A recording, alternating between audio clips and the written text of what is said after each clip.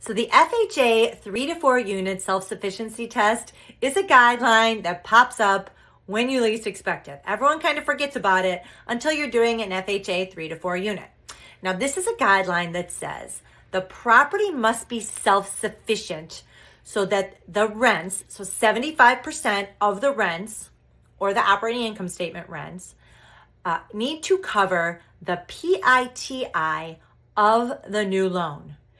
That includes the rent from the owner's unit. So the predictive rent or the appraiser's valuation of rent for all of the units, for either the 3 or 4 units, that rent, so the 75% of that rent, needs to cover the PITI of the new loan. So this is something, it's very unique to FHA. It's not something that comes up very often, but you have to watch for properties that are in like emerging markets. So where property values are going up really high, but the rents haven't caught up with them yet, because it is something that could really blow up a 3 to 4 unit deal on FHA. That if those rents come in really low and your borrower is paying a high price for that property, you're going to be way off in being able to cover that self-sufficiency test on FHA.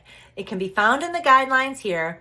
Definitely make sure your realtors have rental comparables that you want to use to give to the appraiser. It can really help them find the right rental comps when they are looking for them.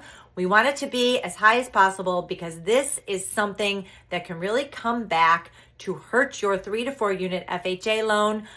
Remember, you can use those rents to qualify in the FHA loan, but that self-sufficiency test must be met or we cannot do an FHA loan on that 3 to 4 unit property. So check out the guidelines.